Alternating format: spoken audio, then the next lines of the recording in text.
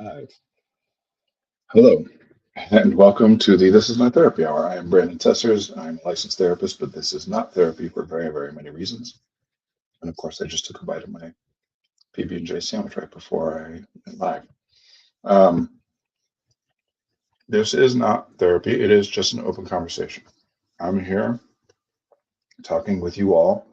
Um, I'll be talking about whatever I'm talking about. I'm doing my best to make my guesses about who you are, whether you're watching this live or watching this later on. What you're interested in, how I'm coming across and impacting you.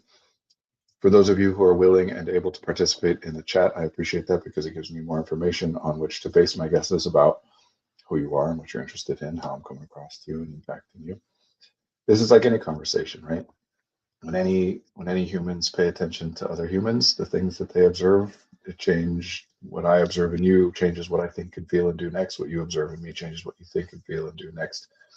I will start by just talking about whatever it is that I'm talking about so that there's not, just dead air while we wait for anybody to jump in the comments. But please don't hesitate or hold back if you want to ask something or say something, make jokes, whatever. We'll go wherever we go. I work with a private therapy practice called Effective Artistry. Our office is located in Northbrook, Illinois. We do individual, couples, family, and group therapy with individuals in the states of Illinois and Wisconsin. I myself currently am in Wisconsin. My children are on spring break this week, so we are traveling. I forgot to pack a work shirt.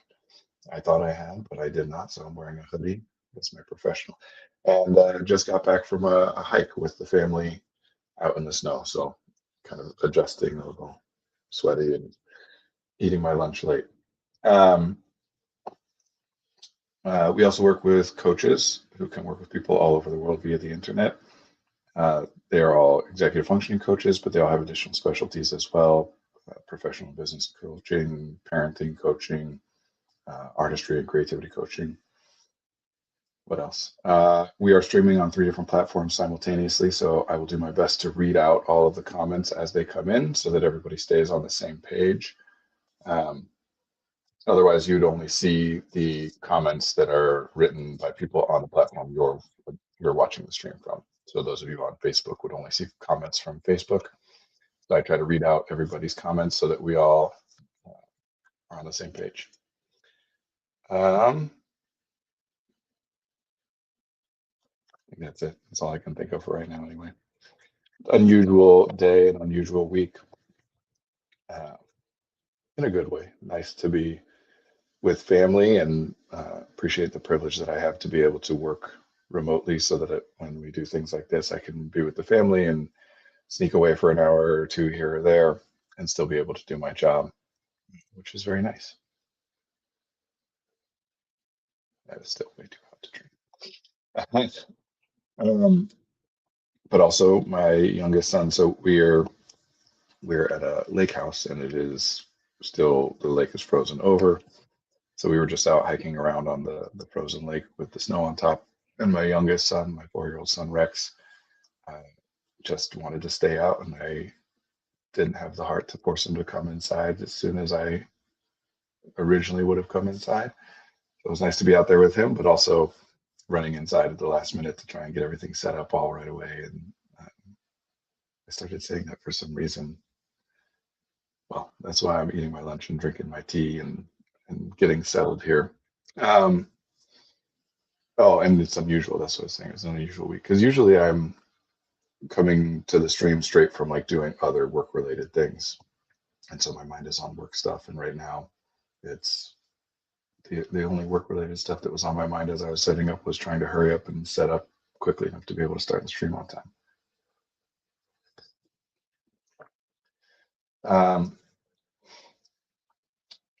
But in terms of the content, the philosophy of what we do here, some of the things that have been coming up a lot lately. I think we were talking some about this last week with Margaret, and I guess I'm still exploring some similar concepts a lot. I find that my thoughts go in, I want to say patterns, but maybe that's not quite the right word. There's a concept, something called the Bader-Meinhof effect, which is when somebody learns a word for something, then all of a sudden they notice that thing around them all the time, or at least very frequently after they learn the word, whereas before they didn't notice it before.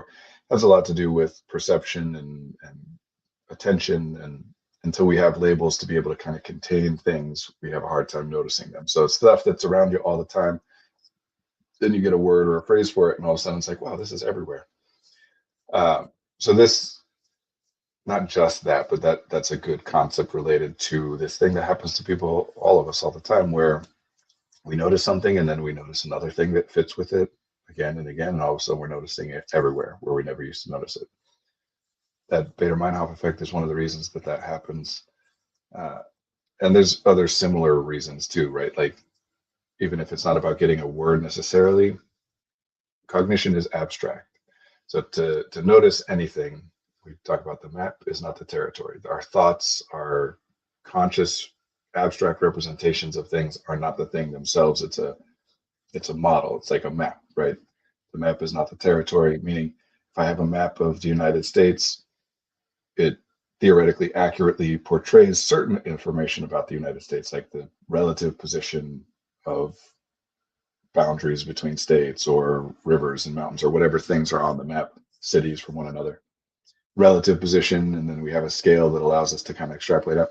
It does not contain all the information of the actual territory that exists itself. It's impossible. If it could, it would just be the territory, right? It wouldn't be useful. So we abstract things, and there's a lot of that happens. Whether that's with words or we use different kinds of symbols to be able to abstractly represent things, visuals and senses and sounds and all kinds of things. Another reason that we start to notice things in bunches is because of something that we call perception checking, which is that we tend to notice things which match our current condition.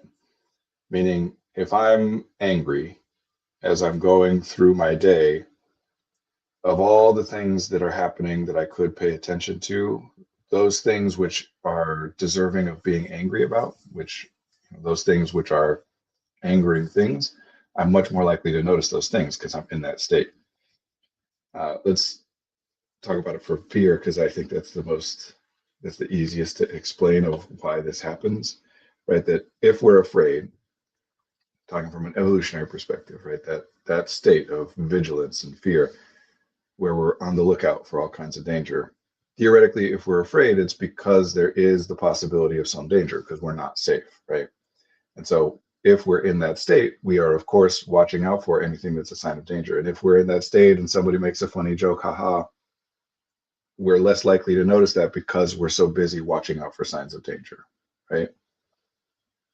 The same is true for all emotional states. When we're sad, we're more likely to notice things that are sad. And it's not just about noticing things which are happening around us that we can observe with our senses. It's also about what memories or thoughts or concepts we pull up, or even how we interpret things.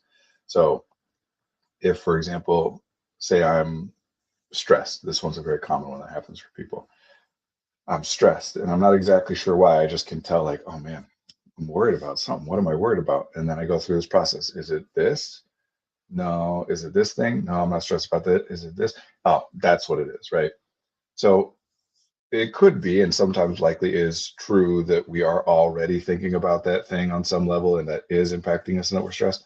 It certainly could be, and sometimes is true, that we weren't already thinking that. We're stressed for whatever reason. In fact, oftentimes it's not even that we are quote unquote stressed, depending on what we mean by that, but we're feeling something similar to that and we identify it as stress. For example, this is going to be a silly example, but like as an example, if someone just went for a jog and they don't know that they've never done it before, they don't have any concept of like elevated heart rate and whatever. So afterwards, their heart rate is elevated and they're gonna be like, oh my gosh, my heart is racing. What's going on? What am I stressed about? Right? So there are times where we're not actually stressed, or that we are stressed, but we're not thinking about the thing. And then we go through this process of trying to come up with what is it that's causing us to feel this way. And everything we come up with, if that's something that would stress us out, great, that's what it was. If it's something that wouldn't stress us about, we're like, no, it's not that. What could it be? We keep looking. I'm really angry. What am I angry about? Is it this? No, I'm not mad about that. Is it this? Is it this? Oh, yes, I'm super angry about that.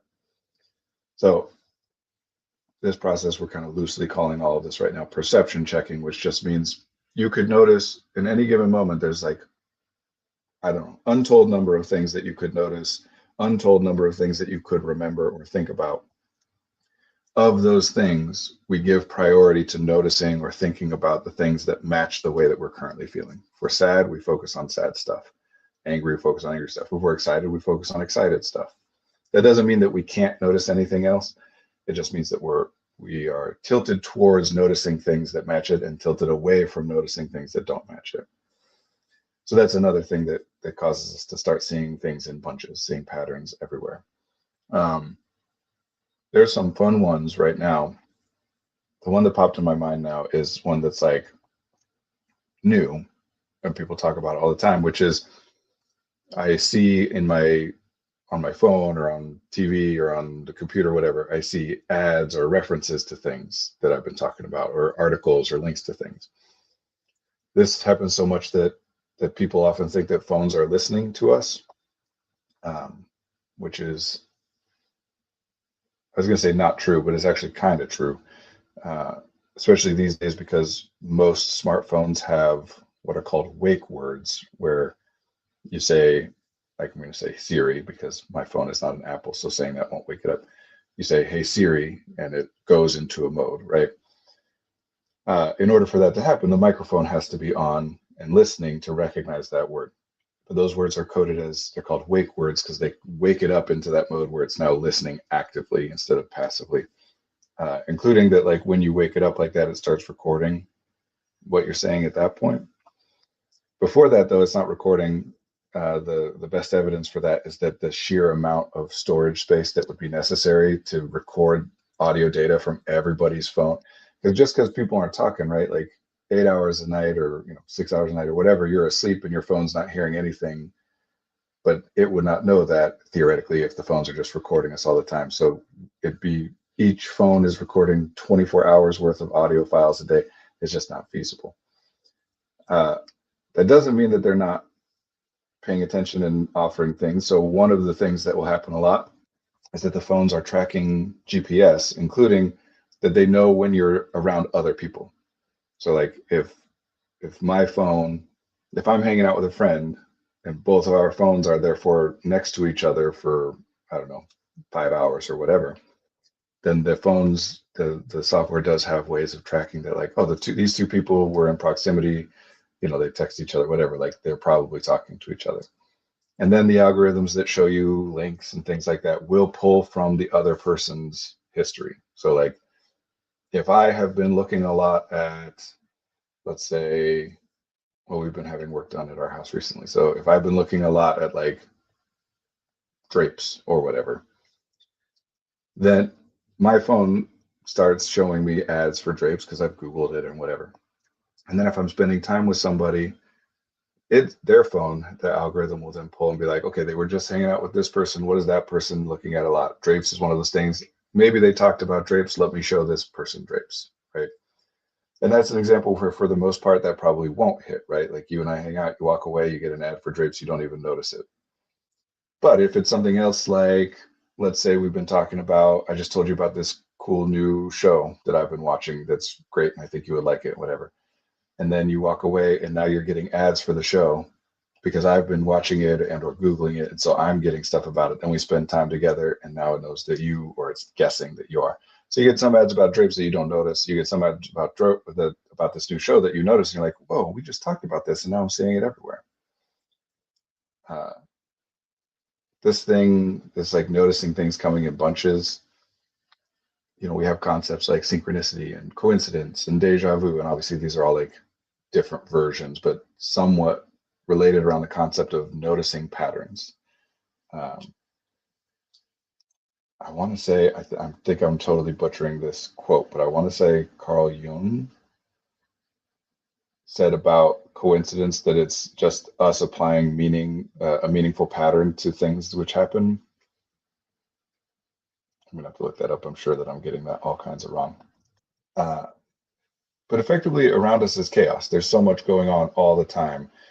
We have to have ways of conceptualizing things that allow us to make any sense of it. We create order out of chaos. So we look at patterns, right? That we can see a zebra and a turtle and be like, oh, those are both animals, which they are, because that's a categorization that makes sense and it's one that we've learned.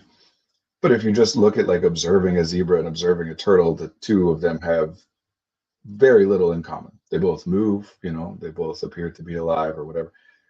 But otherwise, but we find these commonalities, that I can look at many, many, many different objects, all of which are completely different from one another, and say, oh, those are all statues, or that's all art.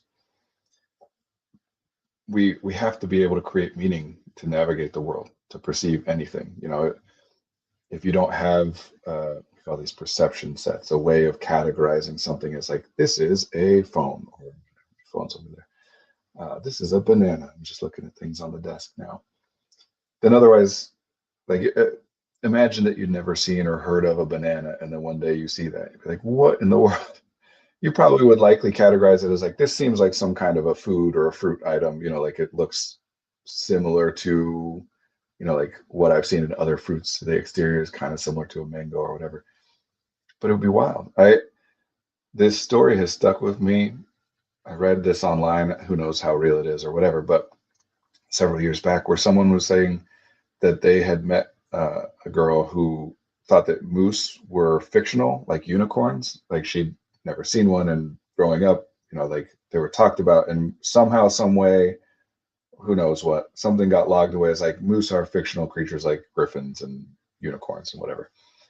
And then one day she was on a bus going with I think her volleyball team or something like that, traveling to a tournament, and they passed on the side of the road. There was a moose standing there, and she freaked out.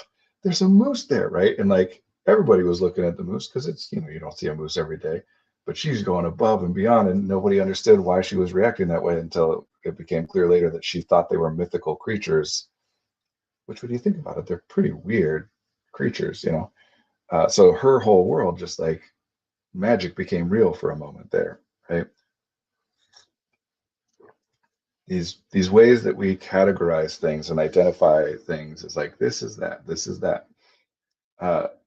We have to have them, or we literally, I once heard someone phrase it as, if you did something as simple as go to the grocery store without perception sets, frameworks, like the cognitive structures that we have in place to be able to make meaning of sensory input, then it would be an entirely overwhelming, blissfully rapturous, but completely unnavigable experience, right?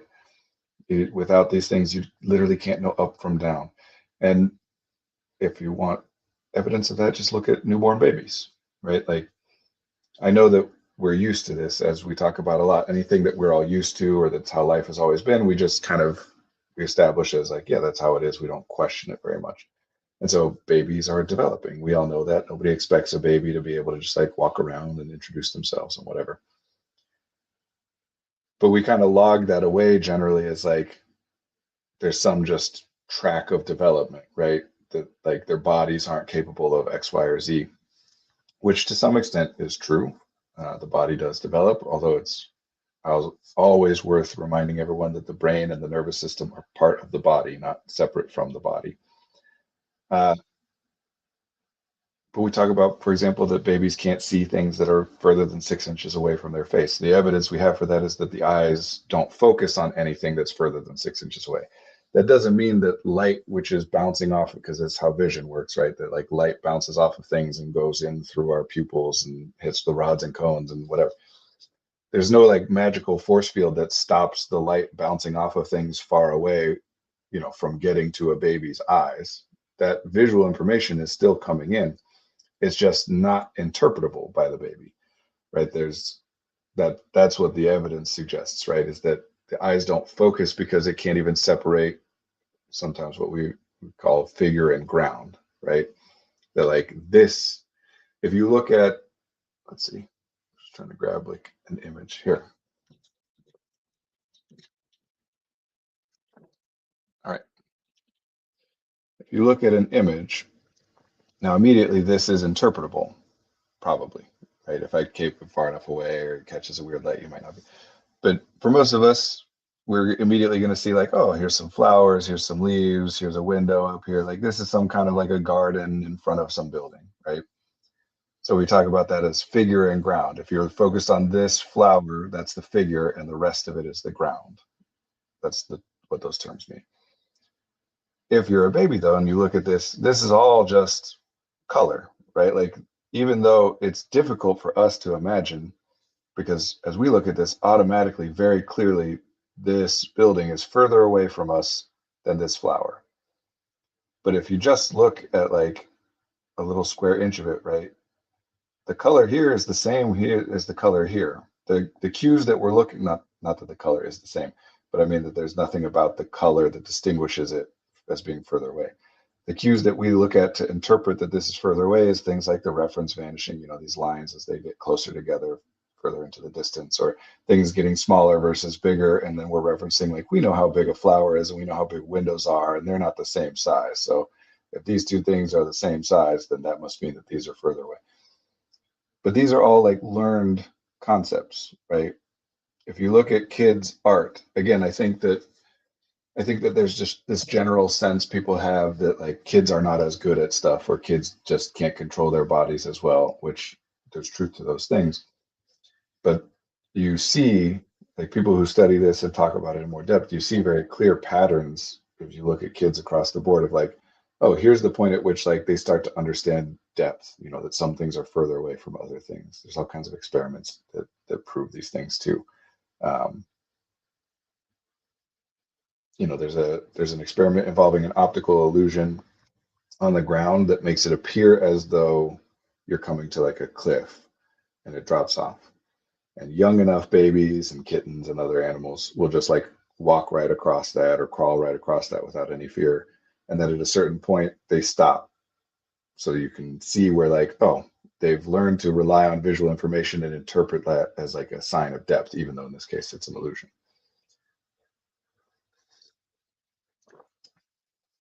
Uh, so it's true that the body's developing. It is also true that cognition is developing. We're creating frameworks, perception sets, patterns to be able to make sense out of what is ultimately, right, again, pretty much impossible for us at this point to see this for the pure chaos that it truly is, because we automatically, without putting any conscious effort into it, we automatically identify, well, these are words, and this is clearly like some kind of a text box that's showing the logo and the label on top of the image, and you can kind of see the image, like, it's not fully opaque and what. But this is just dots of color, right? Without those frameworks, this might as well just be random colors splattered over a page. Uh, we're pattern seeking creatures. We do that for all kinds of reasons. It allows us to navigate things, right? The map is not the territory, and the map allows us to plan a journey and travel safely from one spot to another in ways that we couldn't without a map. So there's reasons that it's beneficial, particularly in looking at things which are not present, looking at the future and the past and what might be happening elsewhere, or what hypothetically could happen. So this happens to everybody, including therapists, that we notice something and we see how it's relevant in some case, and then we start to think about, I haven't paid attention to that before, I haven't thought about that before, I wonder if it might be relevant in these other cases that I haven't been thinking about. And then we start to notice it everywhere. Or we talk about the same thing, right? You get into a new TV show and all of a sudden you're talking about that show because it's relevant in every conversation you have. It's like, oh yeah, when you say that, it reminds me of blah, blah, blah, right? Therapists do this too. And it's funny because therapists do this thing where there's this concept which is important, but like not well understood, that people generally would say, like, in a therapy session, it's supposed to be about the client and not about the therapist, which is an abstract statement, but I 100% agree with the abstract statement. How exactly you interpret that and like put that into practice varies, right? Some people think that what's called self-disclosure, which is when a therapist references something from their own experience or their own life, some people think that that counts as like making it about you. So some therapists don't do self-disclosure at all. Some entire theories and fields of therapy are opposed to the idea of self-disclosure. In fact, some approaches to therapy do everything that they can do to make it so that the therapist is essentially a non-entity, right? That obviously you can't do that completely, but to the best of anyone's ability, this is why in like Freudian psychoanalysis, the client isn't even looking at the psychoanalyst because they're trying to remove themselves as much as possible from being a person. But this concept comes up a lot then, where it's like, I'm noticing the same pattern pop up over and over. Like I've been working with these different clients for different amounts of time and on different things. And then all of a sudden this week, like the same concept seemed to be present and relevant in like 4 different people's sessions, right? And oftentimes that is also true of stuff that we've recently discovered is relevant in our own life. Sometimes it happens that we're working with a client and some concept comes up, we become aware of it, and then either then or later apply it and realize how it applies to our own life and then to other people. But sometimes it's something that happens in your own life first and you notice it and you think about it, and then you start to think about, oh, you know what, I bet that applies to this client too, and whatever. And oftentimes therapists will be concerned, like almost like guilty is not quite the right word, like worried that they're doing something wrong by being like, I'm seeing this pattern. Am I just making this about myself by seeing this same pattern everywhere? Which, like, again, we're talking in the abstract, so it could be argued that there are times where, yes, the person is just really like inappropriately forcing in something that doesn't exist there. But we have to also acknowledge that there are definitely times, and I would argue that it's far more common, that you just became aware of something in a different way.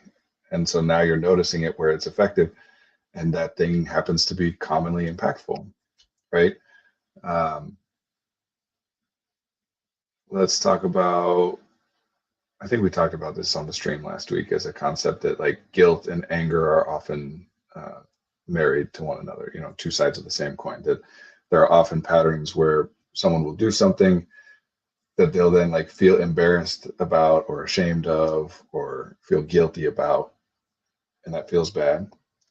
And then we'll switch to, no, I shouldn't feel bad. I only did that thing or felt that way because so-and-so did such and such. So now it flips into anger. So what's happening is like the thing itself is a thing I think is bad to have done. And I switch between like, I did it because I'm bad in some way. No, I did it because people did bad things and put me in a position where I had to do it. So I go back and forth. So we talked about some of that last week.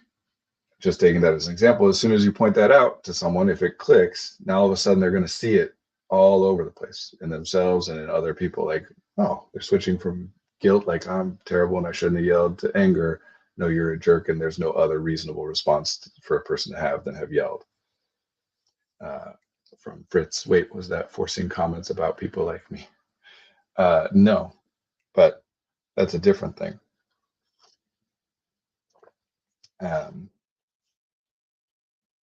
The comment I made was not about this stuff at all, but it does apply to things like where people will, for example, info dump.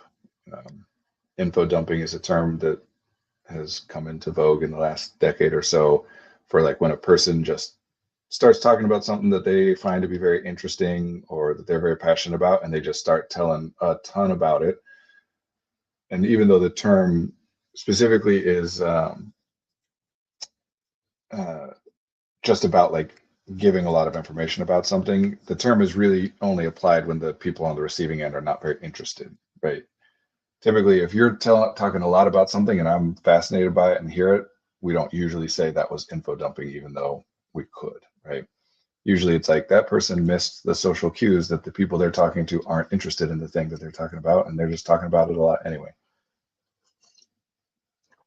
But that's a different thing than what we're talking about. And then there's this other thing that's also can look similar, where somebody will make the same or very similar jokes or tell the same or very similar stories in many different social contexts, and sometimes repeat those same jokes or stories even with the same people, which is also a different thing that's more just about like how the people navigate social situations.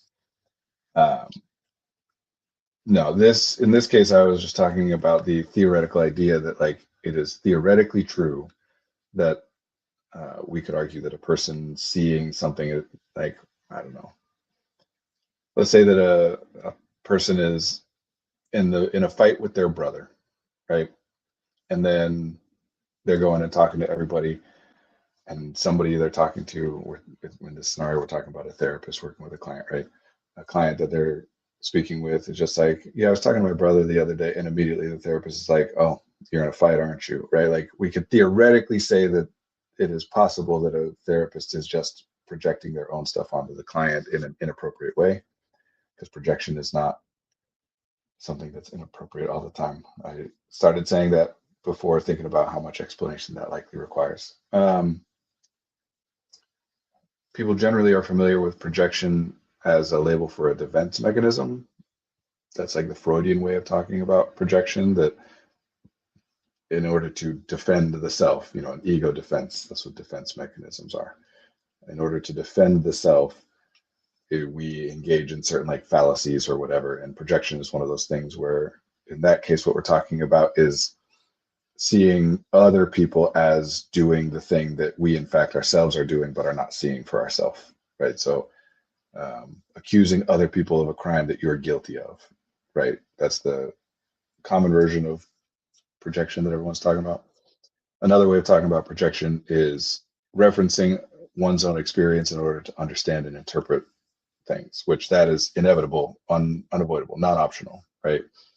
That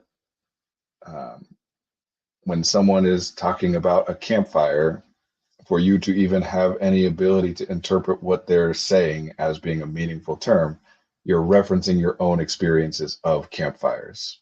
Even if they're only abstract experiences where someone showed you a picture and taught you that that's what it's called, or seen it in a movie or whatever, that's what the frameworks are built on.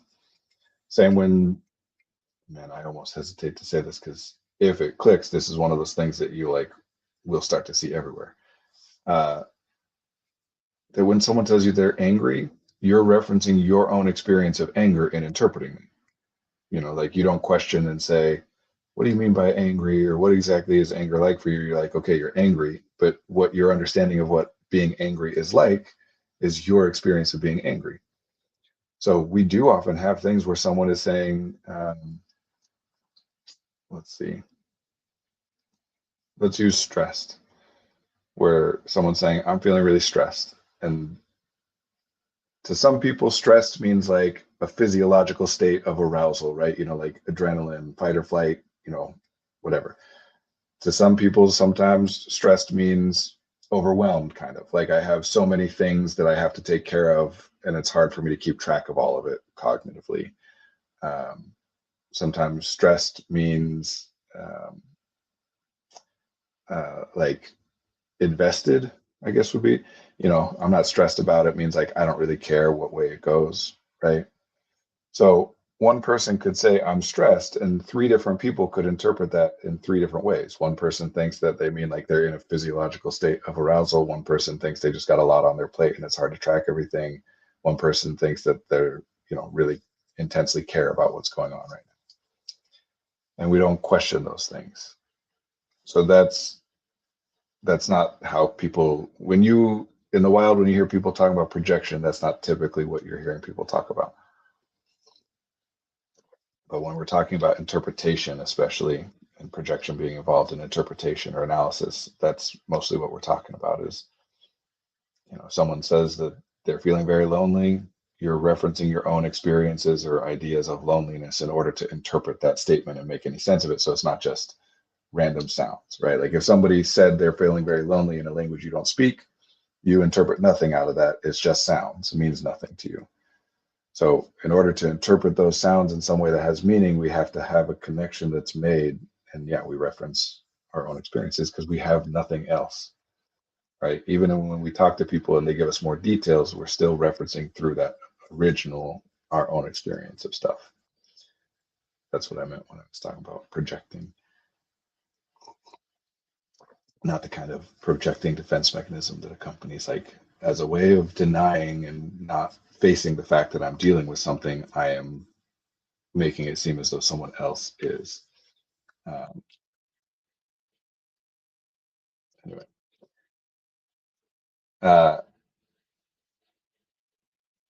Yeah, so we see patterns. This all started with I was going to talk about like a pattern I'm noticing a lot, and then started talking about how we see patterns all over the place.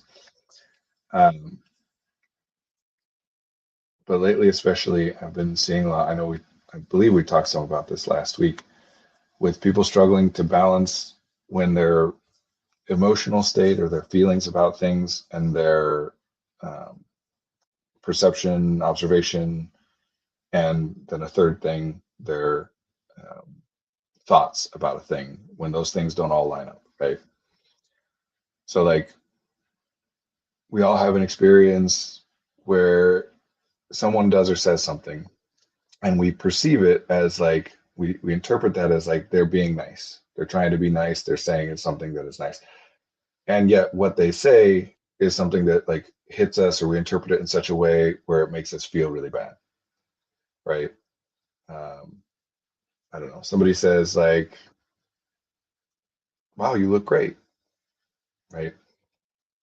And we interpret that through the lens of like, as opposed to how you normally look, which is just makes me feel bad about the fact that I don't usually dress this way or whatever. We can still understand that as the person is giving us a compliment, and it can still, obviously I'm not saying this is all the time, but it's possible that we can see it as a compliment and someone being nice and still also feel bad about it.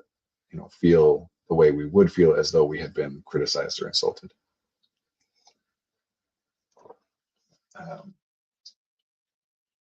we also can have thoughts that don't align with the way that we feel, or that don't align with the way that we perceive something. Um, let's see, I'm going to try and build on that same example that someone says, well, you look nice. And our feelings are as though we had just been criticized, and we can think of it um, as, I'm having a hard time coming up with a way to build on that example without just siding with one or the other thing.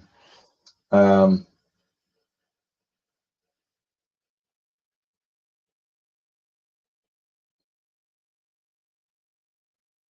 all right, let's take something where, I don't know, never mind. I feel like I'm forcing this too much and I'm having a hard time coming up with an example.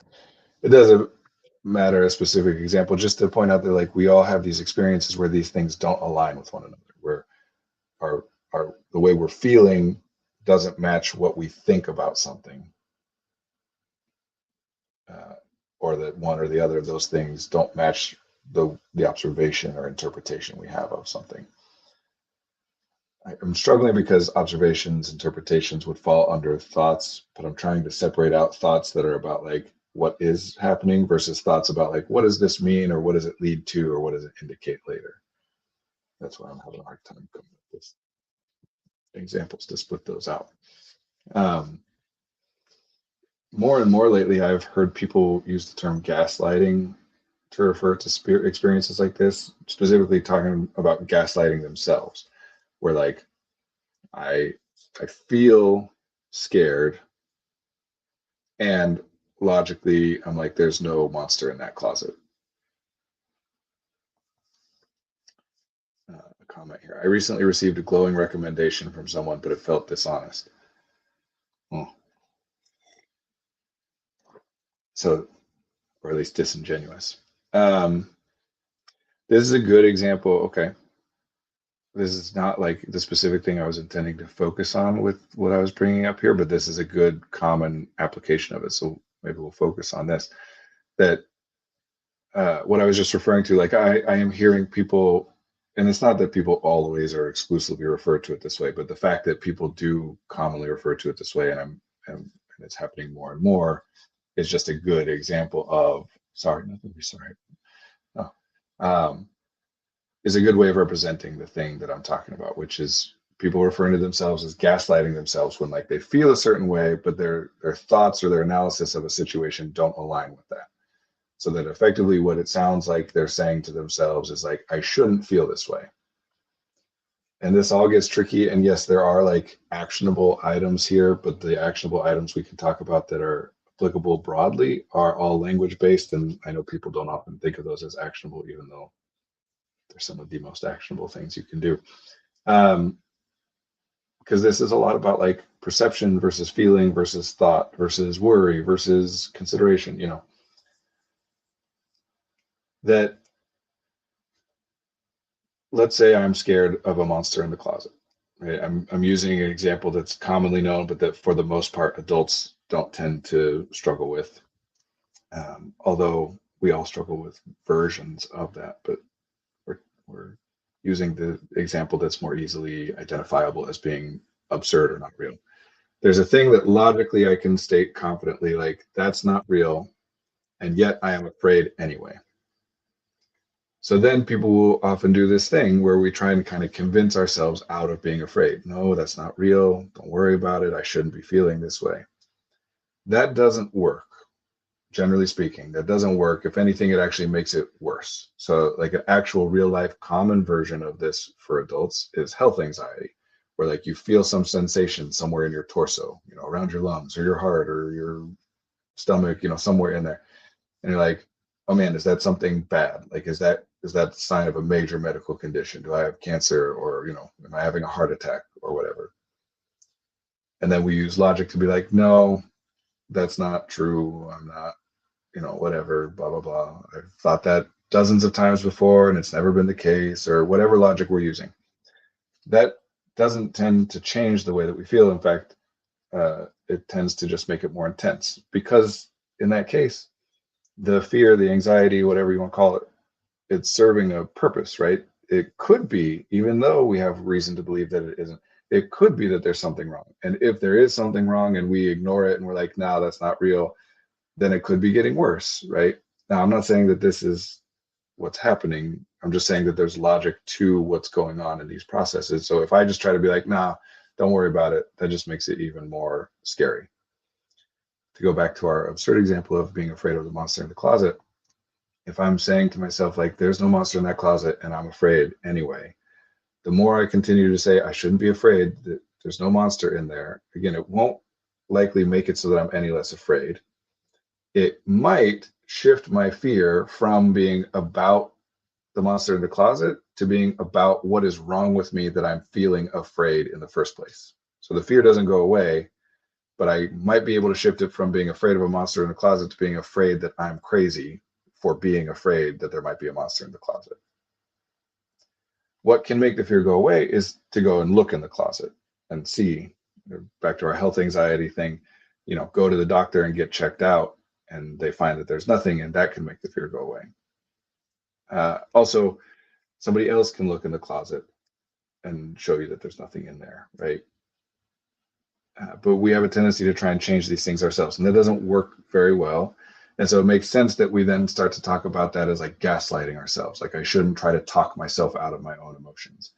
That is different from saying that my emotion is appropriate to the situation, right? Like, it is a reasonable emotional response, because there's no monster in the closet. Again, we're using that specific example. Now, telling myself that there's no monster in the closet won't make the fear go away. So that's not worth doing. But it is also not actually in reality worth being afraid. Telling myself that doesn't make it go away, but it is still true that the fear is not called for and is not helpful in this scenario. So I want it to go away. And it's just a matter of like, what technique or method do I use to try and get rid of that instead of just trying to talk myself out of it. So a lot of this has to do with, I'm going to focus on the word feel. It is in that comment there, right? Like, I recently received a glowing recommendation from someone, but it felt dishonest or at least disingenuous. Because feel is a word that we apply to both like sensations, you know, we feel pain, we feel hot. We apply it to emotions. I feel angry. Those are my feelings, sadness and joy and whatever. We also apply it to our impressions or interpretations of things. I feel like they're lying to me. And we also apply it often to our thoughts.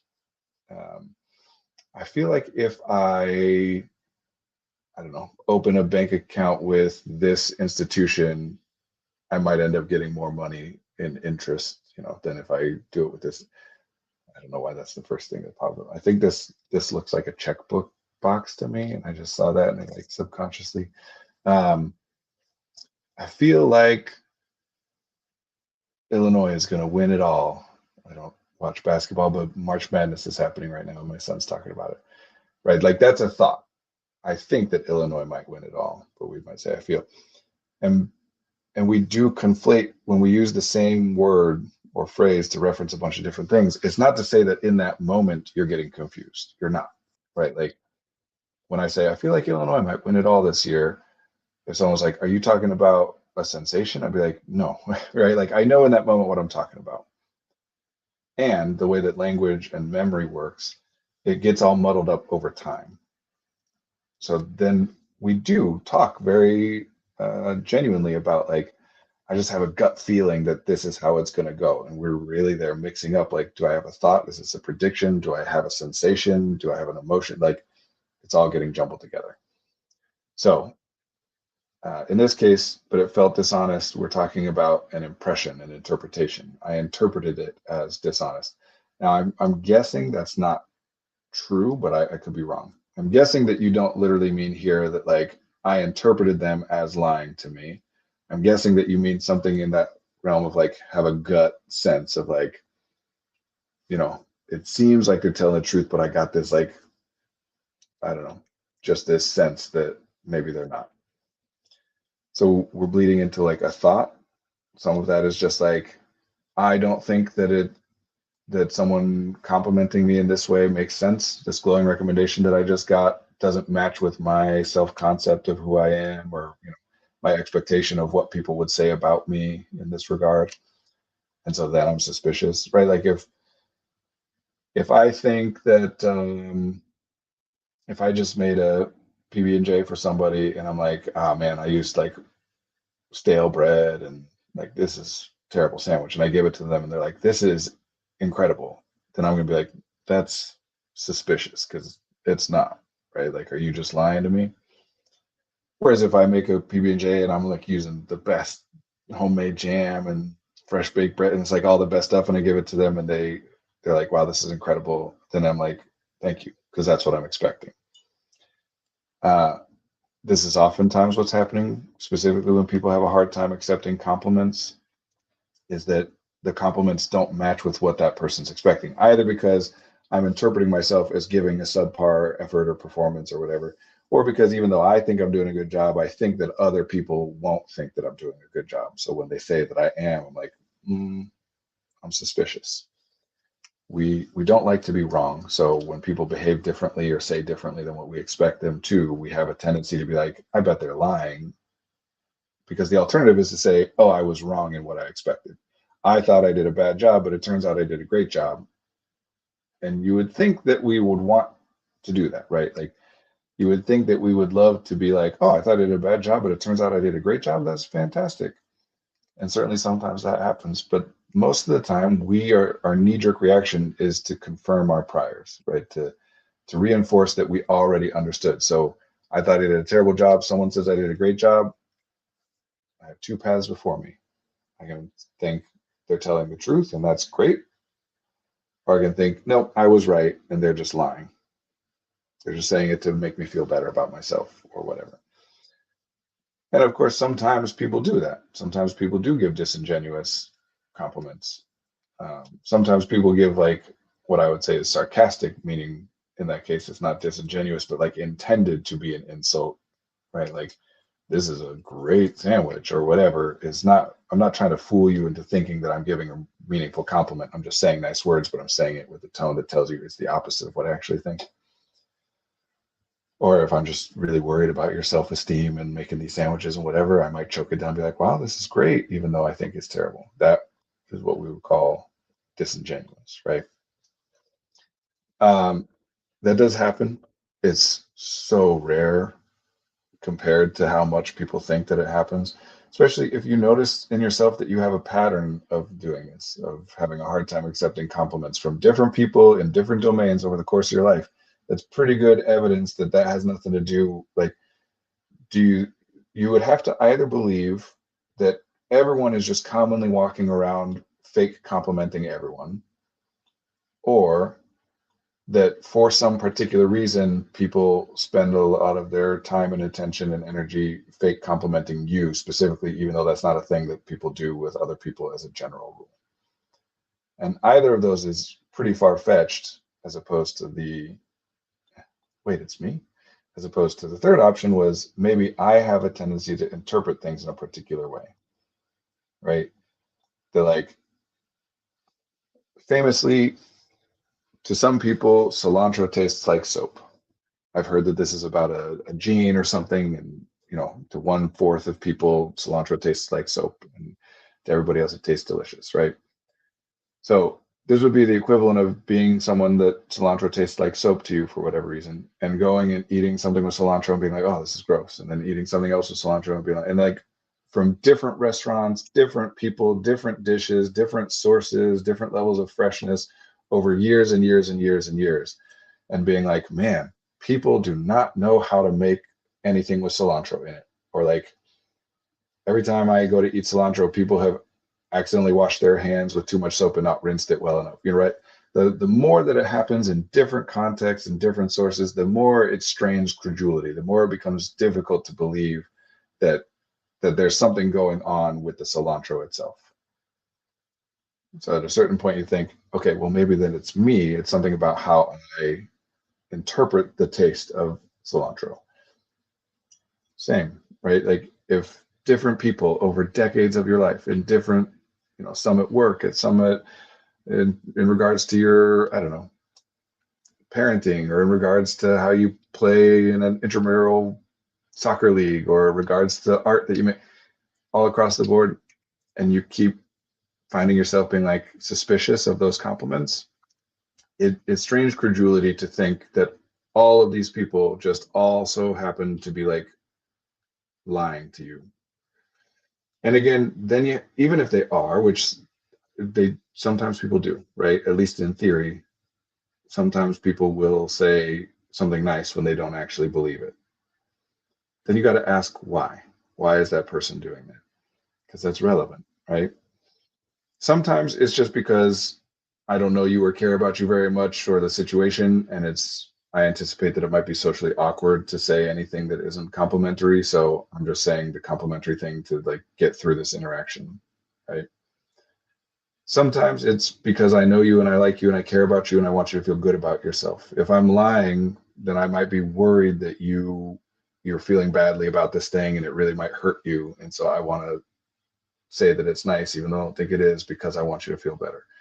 Those are two different scenarios, and we could come up with a bunch of others, but just looking at those two, in one of those, the person is communicating to you like, I like you, I think you're great, and I want you to be happy. Even if the specific thing that I'm saying right now isn't true, I'm only saying the thing that isn't true because I think you're great and I want you to be happy. Now, I'm not saying that's great to do that or that it works. I'm just saying different reasons. Another reason sometimes is because they're afraid, right? It's your boss and you're worried that your boss might get mad at you or fire you. And so you give them a compliment, even though you don't really believe it. Being afraid of what they might do if you don't give a compliment is very, very different than wanting them to respond the way that they might respond if you give them a compliment. There's a huge difference between I'm afraid of upsetting you versus I want to make you happy. And I know that we could semantically talk about that, like in any case where one is true, the other is also true, but that doesn't mean that that's actually present, right? Like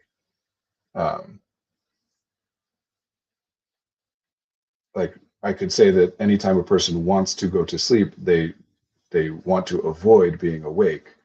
But in that moment, the thing that they're feeling and thinking is, I want to go to sleep. It's just logically true. The other thing, we can deduce that, but that's not what they're actually focused on or thinking or feeling. And I know that might sound small, but it matters because it leads to different strategies. But yeah, if you notice that you have a hard time with compliments, that's about you. And I'm saying like across the board, all different people, especially when there's people that like don't have any incentive to be disingenuous about this, right? Like if it's not a scenario in which a compliment is expected, then it can't be a social awkwardness thing, right? It's one thing, it's like, hey, you all just came and saw me perform, and now I'm like, what did you guys think? Well, now it's socially expected of you to give some feedback. And if you say like, I don't think it was that good, it might be awkward. So you say it's great. But if it's not in that context, no one's expecting a compliment or any kind of feedback at all, and you give a compliment, that can't be to just navigate the social situation. If they have no reason to fear you, right? Like either or, that you have no ability to cause them any problems, even if you were upset with them, or that you have demonstrated to them that like you won't be upset, or that you wouldn't cause them problems even if you were upset. It could be that they're looking to try and make you feel better, but again, that doesn't usually work, and most people know that. Even if they don't intellectually know that, most people know that if you give a disingenuous compliment, like most people have been on the receiving end of a compliment that seemed to be disingenuous to them, and we don't like it. We don't interpret that as like, that makes me feel good. We interpret that as like, oh, great, they think I'm such a loser that they need to fake compliment me and they can't tell me the truth because I'm too weak to handle it or whatever, you know. So not that people never do it, but it is not common. I see it a lot more with adults talking to children, you know, expecting the children to believe it, than with adults saying it to other adults. There's a word I gotta get wrapping up here in a minute. A word we brought up, I think, a few weeks ago that I had recently learned called teleology, which is, you know, looking at why something happens through the lens of what purpose does it serve. And for this and other things like it, that I think is a useful way to explore this, is to say like, okay, let's assume that they are being disingenuous. What purpose would it be serving them to do this thing? We have to come up with some, and whatever you come up with, well, it could be an attempt to do this, then you got to ask, would there be an easier other option that would be more likely? If that's what they were trying to accomplish, wouldn't they be able to do it in this other way much more easily? Right. And then you can also evaluate, okay, let's assume that it was a genuine compliment. What purpose would that be intended to accomplish? And you'll often then find like, well, there's an obvious, clear answer to that, where the other one is that going to 100% mean that that was a genuine compliment? No. But this kind of brings us back full circle to what I was trying to start by, is like emotions are important. Perceptions and knee-jerk reactions and impulses are important, and we should pay attention to these things. Thoughts and logic are also important. It's not siding with one over the other, that like your emotions are always right, even when your logic is saying like, no, this emotion is not called for and not helpful. And it's not saying that logic is always right, even when your emotions run counter to it. It's all of it is useful, and we want to make our best determinations about when it's worth going with one over the other, right? So looking at evidence is really helpful when we're struggling with this kind of stuff of like, I'm really scared that blank, I'm worried that whatever. Let's look, what evidence exists that reinforces or support, not proof, not a definitive proof. What evidence is there that suggests, like if you were to look at this evidence, that would suggest that it is likely that this thing happens, versus what evidence exists that would suggest that this thing happens, right? That if you are a sprinter and every time you run the 100-yard dash, I have no idea what a good time is. 8 seconds? Is that a good time? I don't know. You're a sprinter, and every time you've run the 100-yard dash over the past 3 months, both in practice and in competition, you've done it in under 8 seconds. And now you've got a big competition coming up, and you're like, man, I am so worried that I'm not going to, that I'm going to have a 9-second run or whatever. Is that possible that it could happen? Yes. What is the evidence though, right? Unless you have evidence of like, I'm feeling really sick, or I'm hurt or injured, or some other thing that tracking, you know, some other thing that distinguish 8 seconds is a world record. Okay.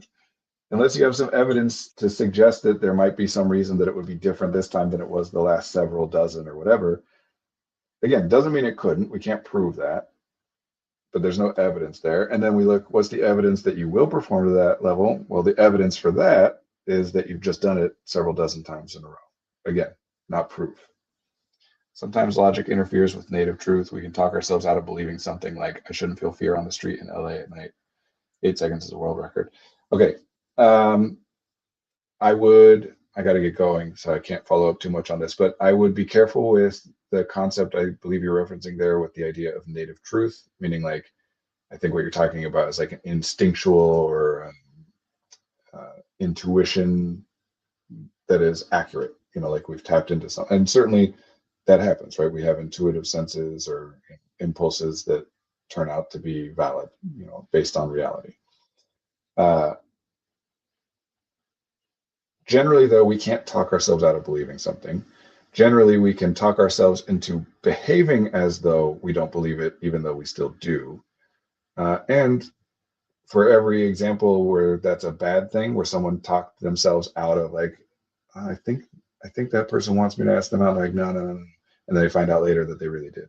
For every example like that, there's at least as many, if not more, examples of like, I had this sense that like they were not going to like it if I asked them out, but I talked myself into doing it anyway, and then it turned out, like for every example of us talking ourselves, that was the same example, talking ourselves out of something and it turns out to have been wrong, it turns out to have been right. There are just as many, if not more, of us talking ourselves out of something and it turns out to have been wrong. Like I was really worried that that person wouldn't want me to ask them out, but I talked myself into doing it anyway, and then they said yes, right?